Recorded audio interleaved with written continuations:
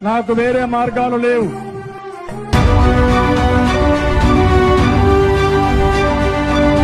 మాంత్రికుడి ప్రాణం చిలకలో ఉన్నట్టుగా వైసీపీ ప్రాణమంతా రాయల జిల్లాల్లోనే ఉంది.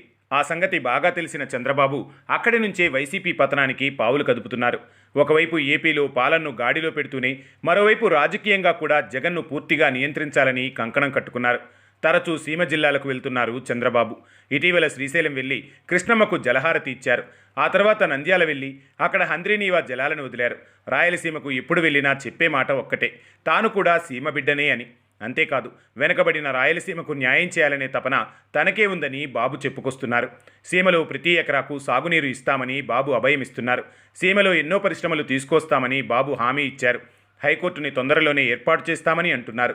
కడపలో ఉక్కు కర్మాగారాన్ని నెలకొల్పుతామని కూడా చెప్పారు. కర్నూలు జిల్లా ఓర్వకల్లులో డ్రోన్ సిటీని త్వరలో ప్రారంభించబోతున్నామని తెలిపారు. అదేవిధంగా ప్రముఖ పరిశ్రమలను రాయలసీమ జిల్లాల్లో ఏర్పాటు చేస్తామని అంటున్నారు. ఇవన్నీ చేయాలంటే ప్రజలు తనకు సహకరించాలని బాబు కోరుతున్నారు. తనకు మరింతగా బలమివ్వాలని ప్రజలను అడుగుతున్నారు. అంతేకాదు, తాను యాగం చేస్తుంటే అడ్డుకుంటున్న వ్యతిరేక శక్తులను పూర్తిగా కట్టడి చేయాల్సిన బాధ్యత ప్రజలదే అని పిలుపునిచ్చారు. అభివృద్ధికి అడ్డుపడుతున్న భూతాన్ని భూస్థాపితం చేసే విషయంలో సహకరించాలని బాబు పరోక్షంగా జగన్ గురించి ప్రస్తావించారు. పరిశ్రమలు పెట్టడానికి, అభివృద్ధి చేయడానికి అంతా ముందుకు వస్తారని, అయితే భూతం మళ్లీ వస్తుందేమో అన్న భయాలు వారిలో ఉన్నాయని, ఆ విధంగా రానియమని ప్రజలు కూడా గట్టిగా చెప్పాలని బాబు కోరుతున్నారు. ఇక మతాలు, కులాలు అన్నవి అభివృద్ధికి అడ్డు కాకూడదని బాబు ఆసక్తికరమైన వ్యాఖ్యలు చేశారు. మొత్తం మీద చూస్తే రాయలసీమ గడ్డ మీద జగన్కి, వైసీపీకి హార్డ్ కోర్ రీజియన్గా ఉన్న ప్రాంతం నుంచే భూతాన్ని బంధించేద్దాం, కలిసి రమ్మని జనాలను కోరుతున్నారు.